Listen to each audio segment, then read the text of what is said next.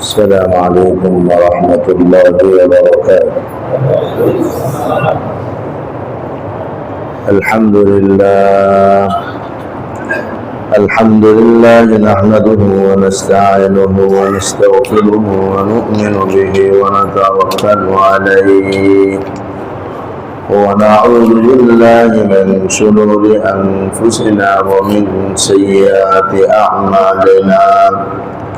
من يهده الله فلا مضل له ومن يضلله فلا هادي له، ونشهد أن لا إله إلا الله وحده لا شريك له، ونشهد أن سيدنا ونبينا ومولانا محمدا عبده ورسوله صلى الله تعالى عليه وعلى آله وأصحابه وبارك وسلم تسليما كثيرا كثيرا.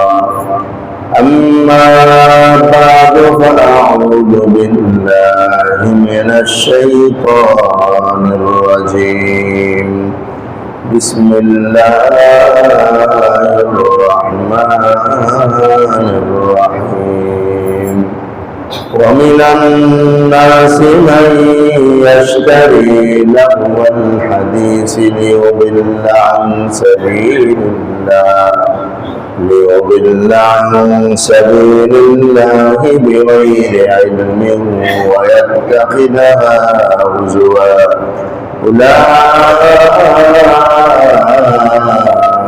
أولئك لهم عذاب مهين.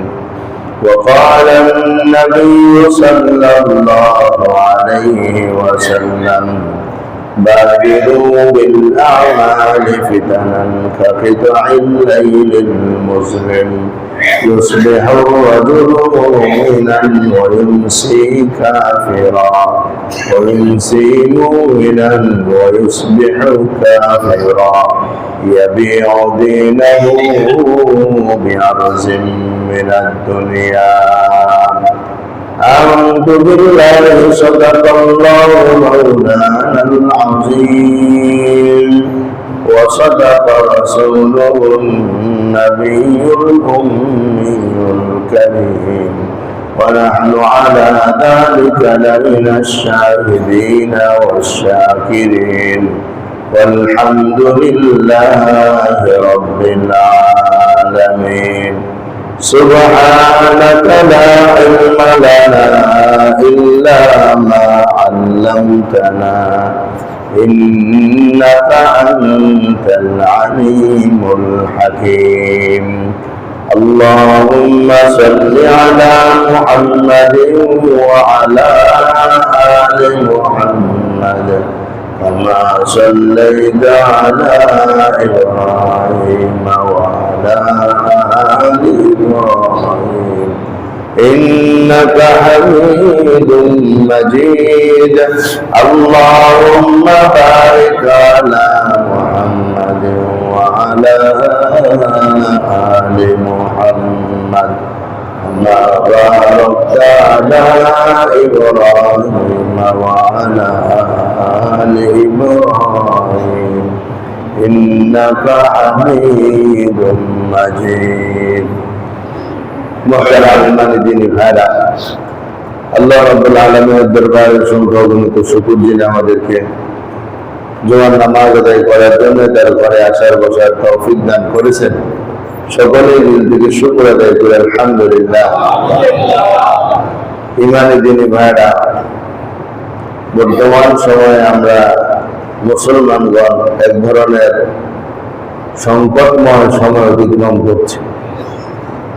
সবকিছু উন্নত হলেও ইমানি অধঃপতন, আমলি অধঃপতন মুসলমানদের মধ্যে চরমভাবে দেখা যাচ্ছে। আগের তুলনায় সবই বেড়েছে, মসজিদ বেড়েছে, মাদ্রাসা বেড়েছে, আলেম ওলামা বেড়েছে, কাজ বেড়েছে, পত্র পত্রিকা বেড়েছে, ইসলামী সংবাদ, ইসলামী সবকিছু বাড়ছে, কিন্তু মুসলমানের মুসলমানিত্ব কি বাচ্চা ভাইরা, মুসলমানিত্ব অনেক কমে গেছে। ইসলামী শিক্ষা অনেক কমে গেছে। ইসলামী শিক্ষা কতজন মানুষ শিখায়? আল্লাহর কালাম কয়জন বিশুদ্ধ করে তেলাওয়াত করতে পারে? নামাজের সংখ্যা কি পরিমাণ কমে গেছে। ফজরের নামাজে মসজিদে এসে দেখেন নামাজের সংখ্যা কি পরিমাণে কমছে। দুনিয়ার সবকিছু উন্নত হচ্ছে, কিন্তু আমাদের মুসলমানদের মুসলমানিত্বের মধ্যে অধঃপতন চলছে, চরম অধঃপতন। এই অধঃপতন গুলো কেন, তার কারণগুলো খুঁজে বের করা দরকার, এবং সেজন্য আমাদের সমস্ত মুসলমানদেরকে চিন্তা ভাবনা করা দরকার। মুসলমানের যদি মুসলমানিত্ব না থাকে, তো মুসলমানই বা কিভাবে থাকে? টুপি দাড়ি পাঞ্জাবি জুব্বা লাগাইলেই কি আর মানুষ মুসলমান হয়ে যায়? হিন্দু শিখরাও তো এগুলো করে। তো মুসলমানিত্ব যেন আমাদের মধ্যে আসে, আমাদের সন্তানদের মধ্যে আসে, আমাদের আত্মীয় স্বজনের মধ্যে আসে। আর মুসলমানিত্ব আসবেই ইসলামী শিক্ষা চর্চা করার দ্বারা, ইসলাম ধর্ম চর্চা করার দ্বারাই মুসলমানিত্ব আসবে। ইসলামী শিক্ষা নিজেকে শিখতে হবে এবং সন্তানদেরকে শিখাইতে হবে, তাইলেই মুসলমানিত্ব আসবে। আর ইসলাম শিক্ষা বলতে শুধু কোরআন কারীম দেখে দেখে পড়তে পারে, এটাই ইসলাম শিক্ষা না। এরা আমাদের ছেলেমেয়েরা কোরআন পড়তে পারে, বাসায় হুজুর রাখছি, উনি কোরআনটা পড়াইয়া দিছে, 1 খতম দেওয়াইয়া দিছে, 2 খতম দেওয়াইয়া দিছে। এটার নামই শুধুমাত্র, এটার নামই ইসলামী শিক্ষা না। কোরআন পড়তে পারে, কোরআন পড়তে পারে, এটা ইসলামী কাজ। আল্লাহ কালাম তেলাওয়াত করতে পারে, একটা বিষয়, কিন্তু আমলের সব বিষয় তো রয়ে গেছে। আজকে সব উন্নত হলেও ইসলামের চরম অধঃপতন চলতেছে। আর ইসলামের অধঃপতন যত হবে, আমাদের মুসলমানদের উপর বিপদ আপদ বালা মুসিবত কত বেশি আসবে। ইসলাম যদি ঠিক থাকে, আমরা শান্তিতে থাকব। ইসলামের মধ্যে যদি ত্রুটি আসে, তাহলে আমাদের জীবনের মধ্যে বড় বড় বিপদ আসবে, ত্রুটি আসবে। আমাদের সম্মান ইসলামের সম্মান, আমাদের অস্তিত্ব রক্ষা ইসলামের উপর নির্ভরশীল।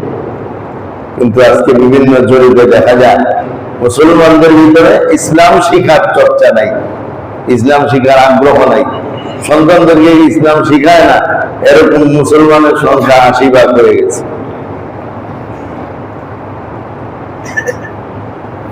তো এই অধঃপতনের ব্যাপারে আমরা সবাই ফিকিরবান হই, চিন্তাশীল হই, নিজেদের ধর্ম কর্মের ব্যাপারে সবাই আগ্রহী হয়ে উঠি।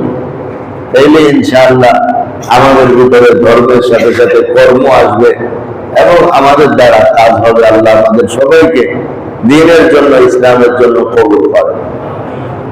আমাদের অধঃপতন সময়ের মধ্যে থেকে একটি অধঃপতন হলো বর্তমানের বিশ্বকাপ খেলা। বর্তমানের বিশ্বকাপ খেলাকে নিয়ে যদি আমরা একটু চিন্তা ভাবনা করে দেখি, তাহলে দেখবো কোন দেশে খেলা হয় আর কোন দেশে নাচানাচি শুরু হয়ে গেছে। এই খেলা, বিশ্বকাপ খেলার সাথে আমাদের কি সম্পর্ক?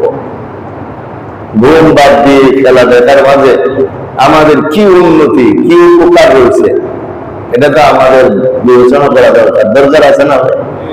সব জিনিস আমরা পড়ব, আমাদের লাভ, আমাদের লোকসান, আমাদের লাভ এবং ক্ষতি, দুটো জিনিসকে বিবেচনা করে করতে হবে। বুদ্ধিমান মানুষের পরিচয় তো যে কাজ করার আগে ভাবে যে এতে আমার লাভ আছে কি, অথবা আমার আত্মীয় স্বজনের কি লাভ আছে, অথবা আমার দেশ ও জাতির কি লাভ আছে। এটা বুদ্ধিমানের কাজ। বোকা নির্ভুক্ত আমরা তাকেই মনে করবো যে কাজ করে না তার কোনো লাভ আছে নিজের, না কোনো জাতির, না কোনো মানুষের, না কোনো উপকার। এখানে আপনারা যারা আছেন সবাই বুদ্ধিমান। আমরা কি কেউ এমন কোনো কাজ করি যে কাজে আমার কোনো লাভ নাই, আমার পরিবারের কোনো লাভ নাই, আমার আত্মীয় স্বজনের কোনো লাভ নাই, আমার জাতির বা দেশের কোনো লাভ হয় না? এমন কাজ আমরা কেউ করি? এমন কাজ আমরা কেউ করি না। কিন্তু বিশ্বকাপ খেলার ব্যাপারে আমাদের চিন্তা করে একটু দেখা দরকার এতে আমাদের লাভটা কি আছে। এই খেলার সাথে ইসলামের কি সম্পর্ক? অনেকেই মনে মনে বলবেন, ইসলামের সাথে আবার খেলার সম্পর্ক খুঁজতে গেলেন কেন আপনি? ইসলামের সাথে খেলার সম্পর্ক খুঁজতে গেলেন কেন? এটা অনেকেই মনে মনে বলবেন। তাই আমরা যারা মুসলমান, আমাদের প্রত্যেকটা শ্বাস, প্রতিটা কদম ইসলাম মোতাবেক হইতে হবে, তাইলেই আমরা মুসলমান। আমাদের কোন একটা কদম যদি ইসলামের বাইরে চলে যায়, তাহলে তো আমাদের মুসলমানের তো থাকে না। কোরআনুল কারীমে আল্লাহ তাআলা ইরশাদ করেন, ইন্নাদ দীনা ইনদাল্লাহিল ইসলাম, আল্লাহর কাছে একমাত্র মনোনীত ধর্ম হলো ইসলাম। ধর্ম কাকে বলে? ধর্ম আর দিন মানে হলো জীবন ব্যবস্থা। আমি আমার জীবনটা কিভাবে কাটাবো, এটার যে ব্যবস্থাপনা ইসলাম দিয়েছে, এই ব্যবস্থাপনাকে যে ব্যক্তি মন থেকে মানে এবং বাস্তবে পরিণত করে, তার নামই তো মুসলমান।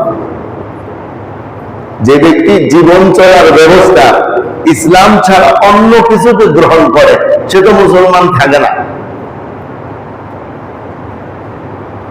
কুরআনুল কারীমে আল্লাহ তাআলা আমাদের ইসলামের ব্যাপারে বলেন, আল ইয়াউমা আকমালতু লাকুম দীনাকুম ওয়া আতমামতু আলাইকুম নি'মাতি ওয়া রাদিতু লাকুমুল ইসলাম দীনা। বিদায় হজের দিন আল্লাহর নবীর কাছে আল্লাহ ওহী পাঠায়া জানায়া দিয়া বলেছেন এই কথা, আমি দ্বীনকে পরিপূর্ণ করে দিলাম। আমাদের দ্বীন পরিপূর্ণ দ্বীন, আমাদের ইসলাম পরিপূর্ণ ইসলাম। পরিপূর্ণ ইসলামের মানে হলো সকাল থেকে নিয়ে সন্ধ্যা পর্যন্ত, সন্ধ্যা থেকে নিয়ে সকাল পর্যন্ত, জীবনের প্রথম নিঃশ্বাস থেকে শেষ নিঃশ্বাস পর্যন্ত প্রতিটা মিনিট, প্রতিটা মুহূর্ত, প্রতিটা কাজের ইসলামের বিধান আছে। প্রতিটা কাজের ইসলামের বিধান আছে। ভাই যারা পিলারের সাথে হেলান দিয়ে বসছেন, যদি ঘুমায় কিন্তু রোজ ভেঙে দেবে, এই জন্য হেলান না দিলেই ভালো হয়। ঘুম আসলে চোখ লেগে গেলে কুল ভেঙে দেওয়ার পরে, আর স্বাভাবিক ঘুম আসতেই পারে। কুরবানি গেছে না, সবাই বুঝতে বুঝতে খাইছে, একটু ঘুমের চাপ বেশি থাকাটাই স্বাভাবিক। তো আল্লাহ তাআলা যে ইসলাম আমাদেরকে দিলেন, এটা পূর্ণাঙ্গ না অপূর্ণাঙ্গ? ভাই পূর্ণাঙ্গ। ইসলামের অর্থ হলো প্রতিটা কদমে কদমে ইসলামের নির্দেশনা আছে। একটা সুযোগ নাই যে এখানে ইসলামের বিধান নাই, আমি যেভাবে করি সেভাবেই, এরকম সুযোগ রাখা হয় না। অন্য আয়াতের মধ্যে আল্লাহ বলছেন, ইন্না সলাতি ওয়া নুসুকি ওয়া মাহইয়ায়া ওয়া মামাতি লিল্লাহি রাব্বিল আলামিন, যে বলো আমার নামাজ, আমার কুরবানি, আমার জীবন, আমার মরণ সবটাই কার জন্য? তা আমার জীবন পুরাটাই আল্লাহর জন্য। তাহলে আমার খেলা দেখাও কার জন্য হবে? আল্লাহর জন্যই হইতে হবে। আর খেলা দেখা কি আল্লাহর জন্য হয়? আমার ভাই, আমার দোস্ত, খেলা ঢালাও ভাবে ইসলামে নিষিদ্ধ না। খেলার অনুমতি ইসলামে আছে, কিন্তু তিনটা শর্ত সাপেক্ষে খেলার অনুমতি ইসলামে আছে। কয়টা শর্ত? এটা একটু মুখস্থ করতে হবে সবাই, তাইলে আপনারা সবাই নিজেরাই বুঝতে পারবেন এবং বলতে পারবেন। কয়টা শর্ত সাপেক্ষে খেলা জায়েজ? তিনটা শর্ত সাপেক্ষে খেলা জায়েজ। এর মধ্যে প্রথম শর্ত হলো যে খেলার মধ্যে উপকারিতা, কোনো না কোনো উপকারিতা রাখতে হবে। কি রাখতে হবে? উপকারিতা থাকতে হবে। সেটা হলো শারীরিক উপকারিতা হতে পারে, যেমন ব্যায়াম হয়, খেললে শরীর চর্চা হয়, স্বাস্থ্য ভালো থাকে, এই জাতীয় খেলাগুলো শরীয়তে জায়েজ।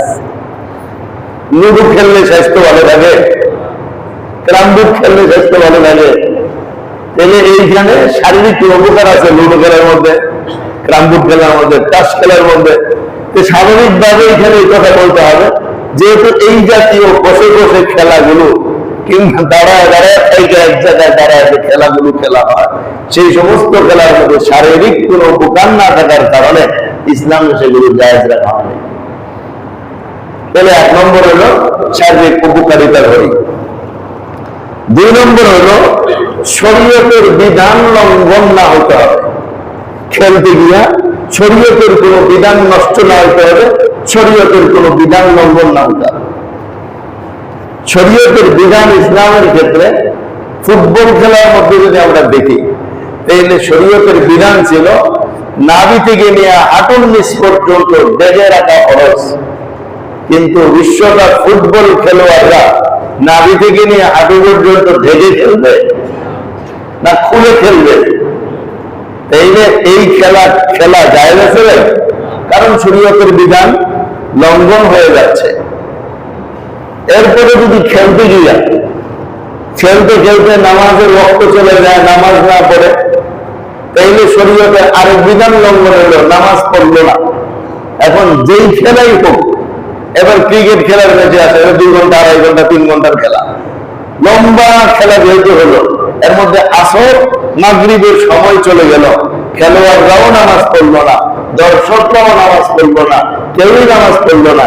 এখন খেলতে গিয়া শরীয়তের বিধান লঙ্ঘন হইলো, এখন এই জাতীয় খেলা কি জায়েজ হবে ভাই? 3 নম্বর, আর্থিক ও দুনিয়াবি ক্ষতি না হতে হবে। দুনিয়াবি কোনো ক্ষতি হতে পারবে না খেলতে গিয়া, দুনিয়াবি কোনো ক্ষতিও হতে পারবে না। যদি দুনিয়াবি ক্ষতিও হয় তবু সেই খেলা জায়েজ হয় না। দুনিয়াবি ক্ষতি কি? খেলার কারণে দোকানদারি বন্ধ, খেলার কারণে রিক্সা চালানো বন্ধ, খেলার কারণে ব্যবসা বন্ধ, খেলার কারণে পড়ালেখা বন্ধ, খেলার কারণে সব বন্ধ হয়ে গেছে। এটা দুনিয়াবি ক্ষতি হচ্ছে কিনা ভাই? এই দুনিয়াবি ক্ষতি করেও কোনো কাজ করা যাচ্ছে না খেলার জন্য, কারণ খেলার মধ্যে কোনো লাভ এখানে আসতেছে না, দুনিয়াবি ক্ষতি এসে গেছে। তাইলে কয়টা জিনিসের শর্ত ভাই? 3টা। 1 নম্বরে কোনো না কোনো শারীরিক উপকারিতা লাগবে, 2 নম্বরে শরীয়তের বিধান লঙ্ঘন না হতে হবে, 3 নম্বরে দুনিয়াবি কোনো ক্ষতি না হতে হবে। এমন দেখেন খেলার মধ্যে জুয়া আছে না ভাই? জুয়া আমাদের দেশে ওদিক দিয়ে আর্জেন্টিনার ব্রাজিল খেলা লাগছে, তো আমাদের দেশে 2 দল বাজি লাগছে, ওই যদি জিতে তোমার আমি 1 টাকা দিব। তো ওই যে জুয়া লেগে গেল, বাজি লেগে গেল, এটা আর্থিক ক্ষতি কিনা ভাই? একজনের তো লাভ হয়েছে, আরেকজনের তো চরম ক্ষতি হয়ে গেছে। তো আর্থিক ক্ষতি যেখানে হবে অথবা জুয়াবাজি যেখানে হবে, ওই জায়গাটা ইসলাম জায়েজ রাখে নাই। এবার এই 3 শর্তকে সামনে রেখা যেই খেলা 3 শর্তের সাথে সাংঘর্ষিক হবে না, ওই খেলা আমাদের জন্য জায়েজ। সুতরাং ফুটবল খেলা যদি হাফপ্যান্ট পরে না, ট্রাউজার পরে কেউ খেলতো এবং নামাজের সময় নষ্ট না করতো, ঘুমের সময় নষ্ট না করতো, দোকানদারির সময় নষ্ট না করতো, একটা অল্প সময় শারীরিক, কারণ এর মধ্যে শারীরিক অনেক ব্যায়াম আছে, মাঠে দৌড়াদৌড়ি করা শারীরিক কি আছে ভাই? ব্যায়াম আছে, এটা শরীরের জন্য উপকার। এটা খেলা তো জায়েজ হবে, দেখা জায়েজ হবে কিনা বলো? দেখার মধ্যে কি উপকার? এই যে আমাদের হাজার হাজার মুসলমান ঘরে বসে বসে টিভি লাগায় দেখতেছে, অথবা রাস্তার মধ্যে বড় পর্দা প্রজেক্টর লাগায় দেখাইতেছে, দেখতেছে, এতে কি লাভ হইতেছে? যদি ট্রাউজার পরে খেলতো, স্বল্প সময়ে খেলতো এবং নিজেদের দোকানদারি এবং কাজকর্ম বাদ না দিয়ে খেলতো, তাইলে জুয়াবাজি না থাকতো, তাইলে তো জায়েজ হইতো। কিন্তু এখন এই খেলা দেখাটা জায়েজ কিনা, এখানে আসেন যে আমাদের এই 3 শর্ত পাওয়া যায় কিনা। একটা জিনিস খেলা জায়েজ আছে, কিন্তু এই জিনিসটা আবার দেখার মধ্যে কোনো লাভ না থাকার কারণে অযথা দেখা হবে, গুনাহ তো হবে না যদি এই শর্তগুলো না থাকে, কিন্তু সময়টা অযথা নষ্ট হইল, সময়টা নষ্ট হইল। এই যে একটা বিশ্বকাপ আমাদের মাঝে 4 বছর পর পর আসে, সারাটা পৃথিবীর মধ্যে মানুষের ভিতরে উন্মাদনা সৃষ্টি হয়। উন্মাদনা, উন্মাদ বলা হয় পাগলকে, পাগল। এই শব্দ আমার না, এই শব্দ মিডিয়াদের শব্দ। প্রথম আলোতে লেখছে উন্মাদনা, যুগান্তরে লেখছে উন্মাদনা। উন্মাদ মানে পাগল। তো সারা পৃথিবীতে যে উন্মাদনা সৃষ্টি হয়, এর মধ্যে বাংলাদেশে একটু উন্মাদনা বেশি হয়। কি বাংলাদেশের উন্মাদনা কম না বেশি? অনেক বেশি বাংলাদেশের উন্মাদনা। এটা গবেষকদের গবেষণা যে সারা পৃথিবীতে যতটুকু হয়, এর চেয়ে বাংলাদেশে একটু বেশি উন্মাদনা হয়। উন্মাদনার কয়েকটা দৃষ্টান্ত আমি আপনাদেরকে শোনাই।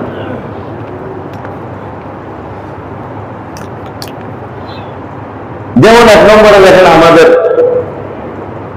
ঢাকা শহর সহ সারা দেশের বিভিন্ন বাড়ির ছাদে বিশাল বিশাল পতাকা, যার যে দল পছন্দ ওই দলের পতাকা সবাই উড়াইতেছে অধিকাংশ মানুষ। এখন এই যে আপনাদের 20 তলা ভবনের উপরে গেলে দেখা যাবে যে পুরা ঢাকায় পতাকায় ছেয়ে গেছে। এটা একটা উন্মাদনা। এরপরে জার্সি, গেঞ্জি, যে যাকে মহব্বত করতেছে তার গেঞ্জি পড়তেছে, ওই গেঞ্জি নিয়ে পড়তেছে।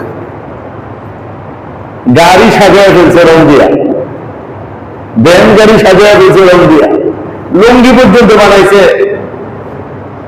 পছন্দের দলের পতাকার রং দিয়া। মোমেন সিংয়ের সুমন মিসি নামে এক হিন্দু, সে মুসলমান না, সে হিন্দু মানুষ, 50,000 টাকা ঋণ উঠাইছে তার বিবির নামে। উঠায় নিজের ভ্যান গাড়ি, নিজের গেঞ্জি, নিজের লুঙ্গি, নিজের বাসা এবং এলাকার বিভিন্ন জায়গায় পতাকা লাগাইয়া পুরা দেশ একাই মাথায় উঠেছে।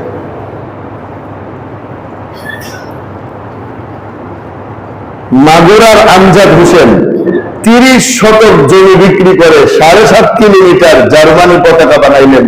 মাগুরার মুসলমান আমজাদ হোসেন, তার নামে তো বোঝা যায় মুসলমান।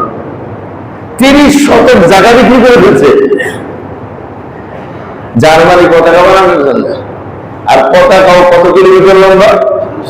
7.5 কিলোমিটার লম্বা পতাকা বানিয়েছে। একজন মানুষ হাইটা পতাকা শেষ করতে ক্লান্ত হয়ে যাবে। 7.5 কিলোমিটার আমাদের পক্ষে তো হাঁটাই কঠিন, আমরা তো 0.5 কিলোমিটারের জন্য রিক্সা নেই। এখন আপনি হোটেলে যাবেন, খেলার আলোচনা, পড়ার টেবিলে যাবেন, খেলার আলোচনা, ফেসবুক করবেন, খেলার আলোচনা, গাড়িতে বসবেন, খেলার আলোচনা, ছাদে উঠবেন, খেলার পরিবেশ। যেখানেই যাবেন আপনি সেখানেই খেলা আর খেলা। মিডিয়া করবেন, তাও খেলা, সব কিছুতে খেলা। এই জন্য এটা একটা পাগলামি ছাড়া উন্মাদনা ছাড়া কিছুই। এই পাগলামি আর উন্মাদনা আমাদের মুসলমানদের মধ্যে যে এসে ঢুকছে, এটা আমাদের অনেক বড় অধঃপতন, অনেক বড় অধঃপতন। আমাদের নবী মুহাম্মদ রাসূলুল্লাহ সাল্লাল্লাহু আলাইহি ওয়াসাল্লাম এবং ওনার সাহাবায়ে কিরাম রাদিয়াল্লাহু তাআলা আজমাইন দেশের পরে দেশ জয় করেছেন। কতগুলো বিশ্বকাপ লাগাইছিলেন ভাই? একটা বিশ্বকাপের কোন ঘটনা পাওয়া যাবে? দেশের পরে দেশ বিজয় করছেন। অর্ধ পৃথিবীর বাচ্চা ছিলেন আমিরুল মুমিনিন ওমর ইবনুল খাত্তাব রাদিয়াল্লাহু তাআলা। তাদের জমানায় এগুলো কিছুই ছিল না। কাফের মুশরিকরা যা মনে চায় তা করছে, কিন্তু ওনাদের শাসন ব্যবস্থা মুসলমান এই জাতীয় কাজের দিকে চোখ তুলে তাকায় নাই। মুসলমানের মুসলমানিত্ব ছিল। আজ আমরা মুসলমান, কিন্তু আমাদের মুসলমানিত্ব নাই। উল্টা প্রশ্ন, হুজুর খেলার ভিতরে ইসলামটাই না আনেন কেন? অথচ ইসলাম সব জায়গায়, সব সময়ে, প্রতিটা মুহূর্তে, জীবনের প্রতিটা শ্বাসে শ্বাসে ইসলাম আছে। বিধর্মীরা আজকে সফল আমাদের মুসলিমদের চেতনা থেকে, মন মেজাজ থেকে ইসলামের মায়া, ইসলামের মহব্বত, ইসলাম মান্যতা, ইসলামের ভালোবাসা সব বের করে ফেলেছে। আমরা মুসলমানরা চরম বিফল। আমরা আমাদের মুসলমানদের বুঝাইতে পারি নাই ইসলাম কি জিনিস, বুঝাইতে পারি নাই আমরা। যার কারণে প্রশ্ন, আমাদের মুসলমানদেরই প্রশ্ন, সব জায়গায় ইসলামটাই না আনেন কেন? সব জায়গায় ইসলামটাই না আনলে তো আমি মুসলমান থাকতে পারি না। আমার আল্লাহ তো শিখাইছে, ইন্না সালাতি ওয়া নুসুকি ওয়া মাহইয়ায়া ওয়া মামাতি লিল্লাহ। আমার জীবনটা পুরোটা ইসলামের জন্য, আমার মরণটাও ইসলামের জন্য। আর ইসলাম পূর্ণাঙ্গ জীবন ব্যবস্থা, একটা মিনিট ফাঁকা নাই যেখানে অন্য কিছু ঢুকতে পারে।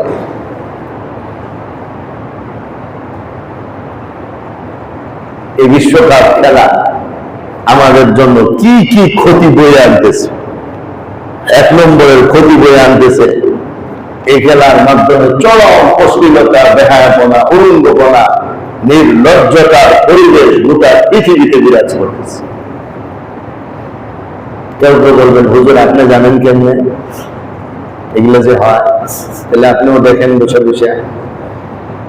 আগে একবার খেলার বয়ান করছি, পরে আমার এই প্রশ্ন করা হচ্ছে, কেন ওনাকে বলছি ভাই পত্র পত্রিকা তো আসে।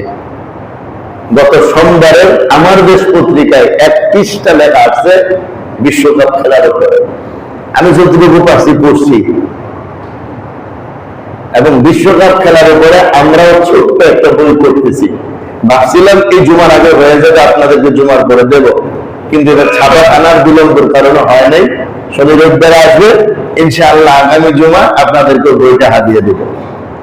এবং ওই বইটার ব্যাপারে আপনারা একটু ফিকির করবেন, যেন একে অপরকে হাজিয়া দিতে পারেন, গিফট দিতে পারেন। আমরা কি আর করবো, আমাদের কাজটা একটু মানুষকে শোনা দেওয়া, আর আপনাদের কাজ হলো এই ছোট্ট বইটা একটু প্রচার করে দেওয়া। আমি ছাপাই দিচ্ছি মাত্র 6000, দরকার তো 6 কোটি ছাপানের। 6000 কি হবে? এই বিশ্বব্যাপীর বিশ্বকাপ খেলার এক কোনাটা আমার বই পড়ে ফেলবে। ওদের মধ্যে বিভিন্ন পত্র পত্রিকার রেফারেন্সের লেখা আছে কি ধরনের অশ্লীলতা, বেহায়াপনা, নির্লজ্জতা এই বিশ্বকাপকে কেন্দ্র করে হয়। এই অশ্লীলতাগুলো আমাদের তরুণ তরুণেরা উপভোগ করে এবং সেখান থেকে নিজেদেরকে অশ্লীল বাড়ানোর জন্য একরকমের সাপোর্ট পায়, আগ্রহ পায়। 2 নম্বর, এই বিশ্বকাপ খেলার মাধ্যমে আমাদের সন্তানদের জীবন নষ্ট হচ্ছে, তাদের ভবিষ্যৎ ধ্বংস হয়ে যাচ্ছে। কিভাবে? এরা যখন ঘরে আসে দেখে বাবা মা খেলার আলোচনা করে, এরা যখন পত্র পত্রিকায় খুলে তখন দেখে এর মধ্যে খেলা। এরা যখন স্কুলে যায় তখনও গিয়া দেখে খেলা। স্কুল না, শুধু সব প্রতিষ্ঠান, তখনও গিয়া দেখে খেলা। ওই মন্ত্রীও খেলার কথা কয়, এমপিও খেলার কথা কয়, সবই খেলার কথা কয়।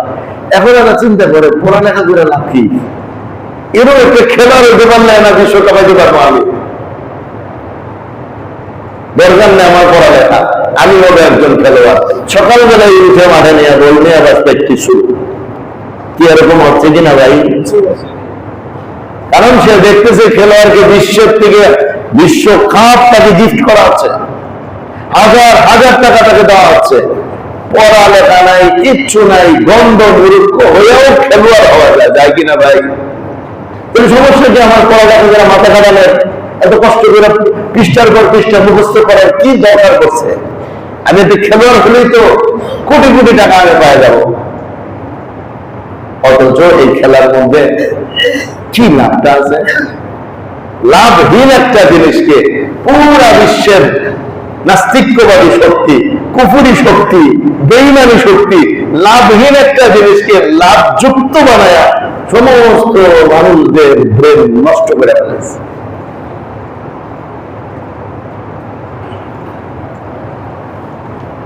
তিন নম্বর, এই খেলা খেলতে গিয়া, দেখতে গিয়া সময়ের অপচয় হয় কিনা ভাই? এখন সবগুলো খেলায় আমাদের দেশে রাত্রে হবে, সবগুলো খেলা আমাদের দেশে রাত্রে হবে। এই রাত জায়গা জায়গা মুসলমান খেলা দেখবে কিনা? বড় বড় পর্দা লাগায় সামনে যখন ফাইনাল গুলো শুরু হয়ে যাবে, তখন আমাদের ঢাকার রাস্তাঘাটের মধ্যেও প্রজেক্টর লাগায় খেলা দেখানো হবে কিনা?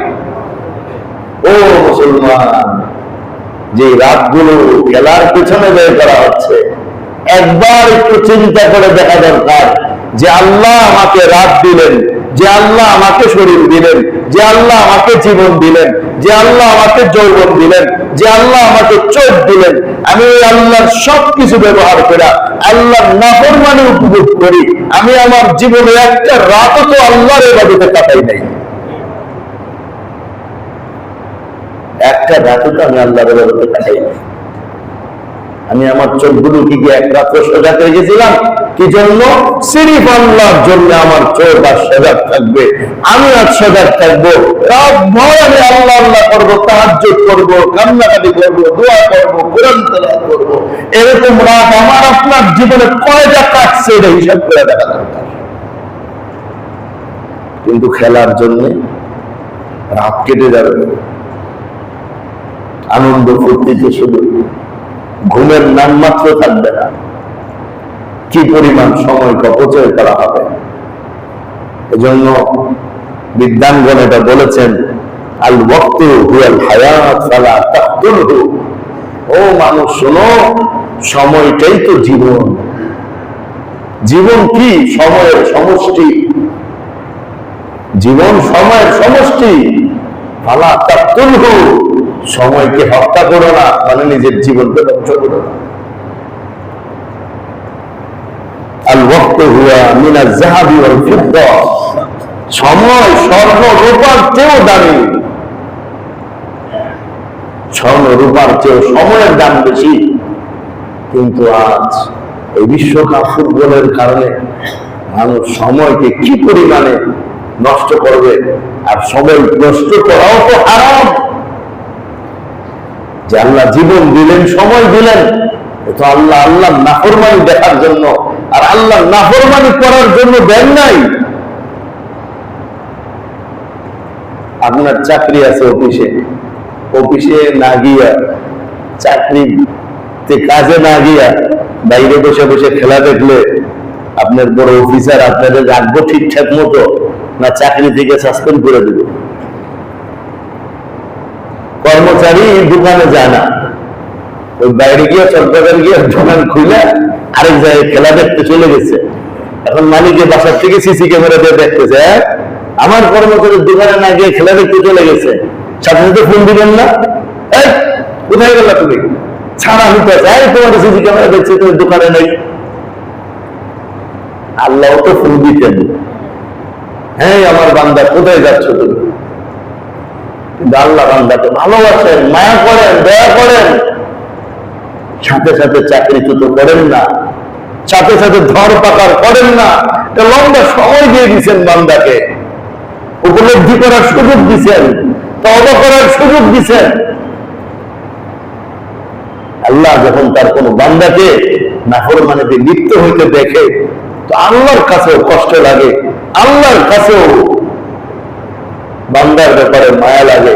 যে আমি খাওয়াই, আমি পালি, আমি বানাইছি, আমার ধর্ম ইসলামে তাকে দীক্ষিত করেছি, সে আমাকে বাদ দিয়ে তার পাগল হয়েছে।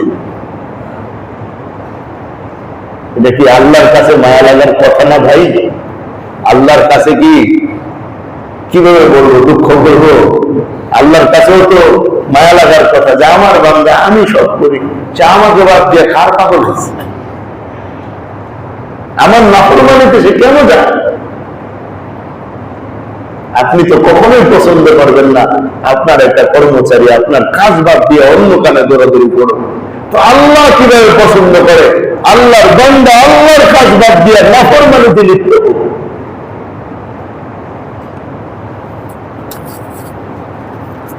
4 নম্বর, এতে ব্যাপক অর্থের অপচয় হয়। এই যে অর্থের অপচয়ের কথা বললাম, 7.5 কিলোমিটারের পতাকা বানাইছে, ব্যান গাড়ি সহ কত কিছু রঙাইছে, আর আমাদের সোনার ছেলেরা তো ছাদের মধ্যে পতাকা লাগাইছে।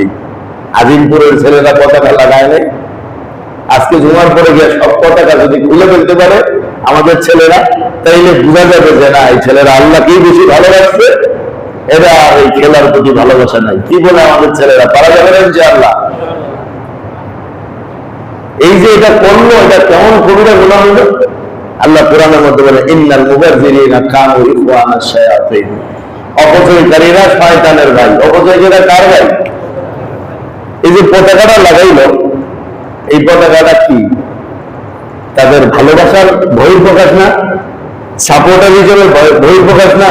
যে আমি অমুক দলের সাপোর্টার, আমি অমুক দলকে ভালোবাসি কি বাসি না? বলেন, পতাকা লাগাইছে ভালোবাসা না ভালোবাসা ছাড়া? যদি ভালোবাসা পতাকা লাগায় থাকেন তাহলে একটা হাদিস শুনেন। এক সাহাবীকে জিজ্ঞেস করলেন, ইয়া রাসূলুল্লাহ, মাতা সাআ, কিয়ামত কবে? ও নবীজি, কিয়ামত কবে? বুখারীর হাদিস। নবীজি বললেন, ওমা আ'দাত্তা লাহা, কিয়ামতের জন্য কি তৈরি নিছো? হ্যাঁ, কিয়ামত কবে জানতে আইছো? কিয়ামতের প্রস্তুতি কি তোমার? আমার কোনো কিয়ামতের প্রস্তুতি নাই, আমি আল্লাহ আল্লাহ রাসূলকে ভালোবাসি, এটা আমার প্রস্তুতি, আমার আর কোনো প্রস্তুতি নাই।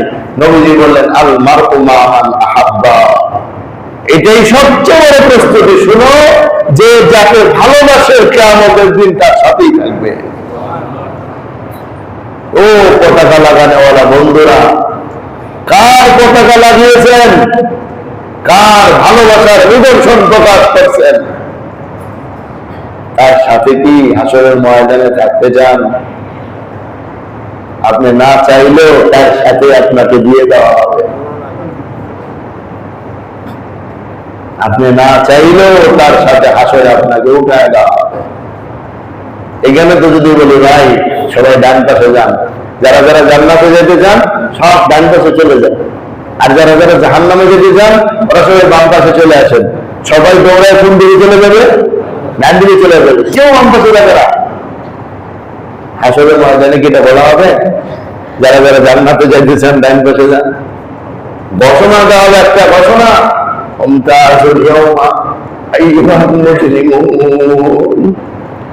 অপরাধীরা আলাদা হয়ে যাও, সাথে সাথে আলাদা হয়ে যেতে হবে। আজকের এই পতাকা নিদর্শন বহন করে আমার আপনার ভালোবাসা। আপনি মনে করেন এটা কিছুই নাই, এটা পতাকা লাগাইছি কি? আরে ভাই, পতাকা লাগাই আপনি আসমান ওয়ালাকে দেখাইছেন আমি এদেরকে ভালোবাসি। আর এই কাপড় জার্সি পইরা আপনি বুঝাইছেন আমি ওই দলের সাপোর্টার। মান তাশাব্বাহা বিকওমিন ফাহুয়া মিনহুম।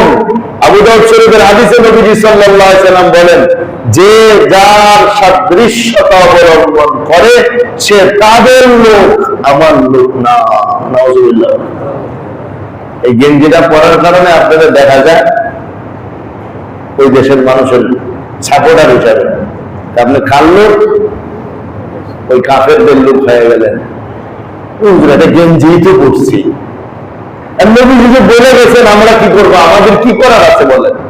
নবীজি বলছেন যে যার সাথে সাদৃশ্যতা অবলম্বন করে সে তাদের, সে আমাদের না।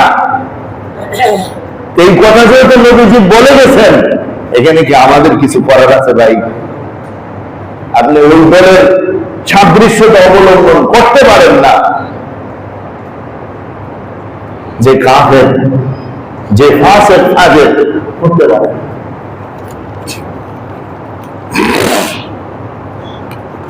ইমান বিধ্বংসী কিছু কাজকর্ম বিশ্বকাপকে কেন্দ্র করে হয়।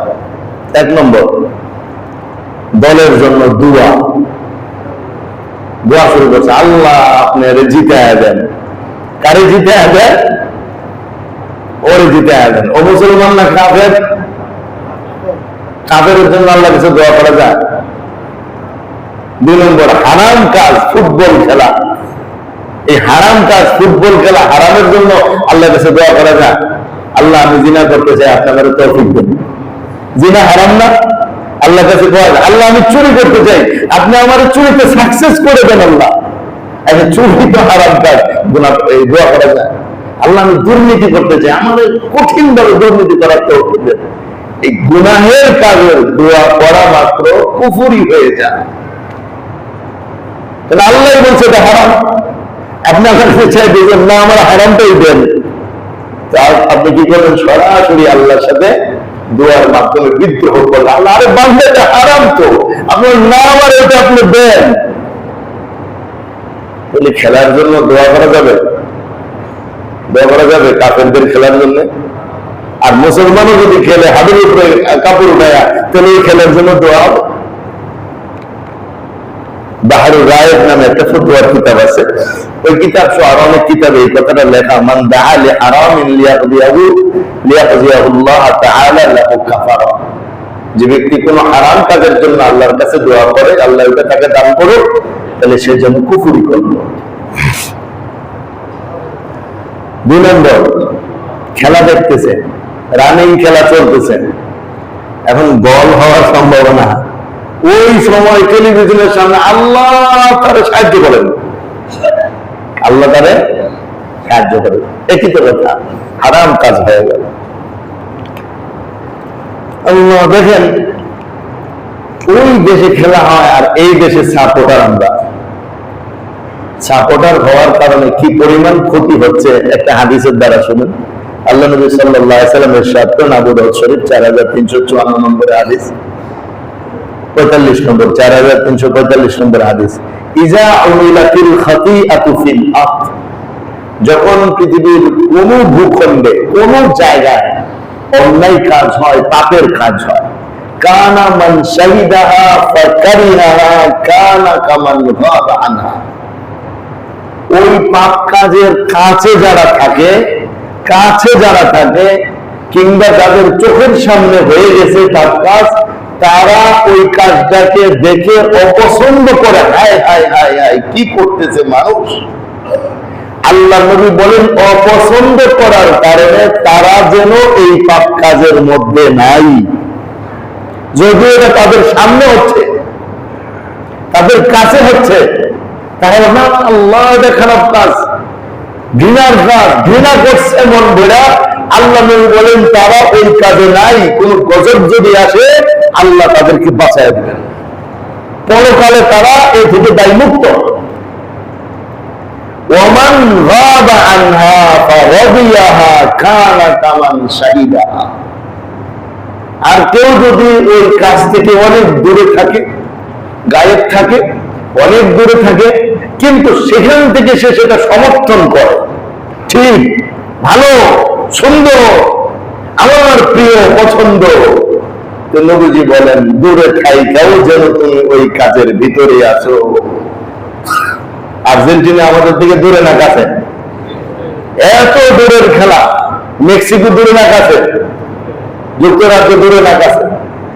এত দূরের খেলা, ওইখানে মুসলমান যদি এটাকে ঘৃণা করে, অপছন্দ করে, তাইলে আল্লাহ নবীর কথা মোতাবেক ওরা তা থেকে দায়মুক্ত। আর এই হাজার হাজার হাজার হাজার কিলোমিটার দূর এইখানের মুসলমান যদি এটাকে পছন্দ করে, লাইক দেয়, সাপোর্ট করে, তাহলে দূরে থাকা সত্ত্বেও তারা তার অন্তর্ভুক্ত হয়ে যায়। এই জন্য আমার আপনার উন্মাদনার বিষয়টা একটু বিবেচনা করা দরকার। কুফরি কাজের মধ্যে আর একটা হলো খেলোয়াড়ের প্রশংসা। কি গলটা দিছে রে ভাই, মানুষ বলে না খুব প্রশংসা করে, যে কি ভালো ভালো, ওরে তো আমার এই জন্যই ভালো লাগে, অপ্রশংসার উপযুক্ত। হাদিস শুনেন, আল্লাহ নবী ইরশাদ করেন, বাইহাকী শরীফ 4544 নম্বর হাদিস, ইযা মুদিহাল ফাসিকু গাদাবা রব, ফাসিক এর প্রশংসা যখন করা হয় রব অসন্তুষ্ট হয়ে যায়। ওয়াহতাজ্জা লাহুল আরশ, এবং আরশ কেঁপে ওঠে। ও যদি মুসলমান হইত, হাতের উপরে কাপড় পয়রা খেলার কারণে সে ফাসিক, আর যদি মুসলমান না হয় তাহলে সে কাফের। যেখানে ফাসিকের প্রশংসা করলে আল্লাহ রাগান্বিত হন, আরশ কেঁপে ওঠে, সেখানে কাফেরের প্রশংসা করলে যে আল্লাহ খুশি হবে? খেলাকে কেন্দ্র করে আমাদের ঈমান যে কিভাবে চলে যাচ্ছে আমরা সেটা কল্পনাও করি না। বোঝা দরকার, চিন্তা করা দরকার। আমার ভাই, আমার দোস্ত, এই খেলা বিশ্বকাপ ফুটবল শুরু হয়ে গেছে। এখন আমরা আজকে যারা আলোচনা শুনলাম, এই আলোচনা কি আলোচনাই থাকবে না আমলে বাস্তবায়ন করবো ইনশাআল্লাহ? তো পতাকাগুলো খুলবো তো ইনশাআল্লাহ, কারণ এরা আসমানওয়ালা দেখতেছে, খুললে মানুষ দেখবে, বলবে হায় হায় তুমি ঘুরে ফেলছো। বলবে আমি আসমানওয়ালার সাথে কথা বলে ফেলছি, আমি আপনাকেই ভালোবাসি, আমি আর কাউকে ভালোবাসি না, আমার বাড়ির ছাদের উপর আমি আর কাউকে এরকম কাজ করতেও দেবো না। বাড়িওয়ালারা বাড়াটিয়াদেরকে বুঝিয়ে দিবেন, এই ওয়াজটা বাড়িওয়ালারা কি বাড়াটিয়াদেরকে করতে পারবো না? বাড়িটা চলে যাবো, বাড়ি ছেড়ে জানবা যে বাড়িটি আল্লাহর মহব্বত করে না, আল্লাহর সাথে বিদ্রোহ করে, আপনার বাড়িতে থেকে ওই বাড়াটার দরকার কি? এই জন্য আমরা দাওয়াত দিব ইনশাআল্লাহ, পারবো না ইনশাআল্লাহ? নিজেদের সন্তানদেরকে বুঝাবো, বাচ্চাদেরকে বুঝাবো, বাড়াটিয়াদেরকে বুঝাবো, আমরা আমাদের বাড়ির ছাদ পরিষ্কার করবো। আল্লাহর মহব্বতই থাকে, অন্য কারো মহব্বত আর ভালোবাসার প্রদর্শন না করে আমরা নিজেরা নিজেদেরকেই একটা খেলার কারণে জাহান্নামে নেওয়া হয়। আর এই খেলা দেখার মধ্যে কোনো লাভ নাই, শুধুই ক্ষতি আর ক্ষতি। লাখ লাখ 13 লাখ টাকা টিকিট বিক্রি হয়েছে, যে আমার দেশে আছে। সর্বোচ্চ কত লাখ টাকা? 13 লক্ষ টাকা দিয়ে একটা টিকিট বিক্রি হয়েছে সর্বোচ্চ বিশ্বকাপ ফুটবল খেলার, আমার দেশ পত্রিকায় করছে। এরপরে তো আরো আছে, আরো ক্যাটাগরিতে অনেক আছে, সর্বনিম্ন মনে হয় 14,000 টাকা। চিন্তা করেন আপনি, মানুষের টাকা কিভাবে মানুষ এই দুনিয়ার পিছনে ব্যয় করে দিতেছে। ইসলাম জিন্দা করার জন্য আমাদের সবার মেহনত করা দরকার, কাজ করা দরকার। অনইসলামিক কাজকর্ম থেকে মুসলমানদের বিরত থাকা দরকার। আচ্ছা, আমাদের সব ডাক্তাররা যদি রোগী হয়ে যায়, তাহলে আমাদের জাতির চিকিৎসা কি হবে? আমরা মুসলমান, আমাদের কাজ ছিল অন্য ভাইদেরকে মন্দ কাজ থেকে বিরত রাখা। আমরাই যদি মন্দ কাজে যুক্ত হয়ে যাই, তো জাতির কি অবস্থা হবে? আমাদের এরকম এক মসজিদ মানুষ দরকার, যারা প্রত্যেকে নিজেরা মন্দ কাজ থেকে বিরত থাকবে এবং অন্য ভাইদেরকে বোনদেরকে আদর যত্ন করে মহব্বত আর ভালোবাসার মাধ্যমে তাদেরকেও মন্দ কাজ থেকে বিরত রাখার চেষ্টা করবে। এই কাজটা হবে তখন নবীওয়ালা কাজের সাদৃশ্য। আল্লাহ নবী সাল্লাল্লাহু আলাইহি সাল্লাম এমন মানুষদেরকে হাসরের ময়দানে বুকে টেনে নেবেন। এরকম মানুষ হতে রাজি আছে তো ইনশাআল্লাহ? আল্লাহ আমাদের সবাইকে তৌফিক দান করেন। ওয়া আখিরু দাওয়ানা আলহামদুলিল্লাহি রাব্বিল আলামিন।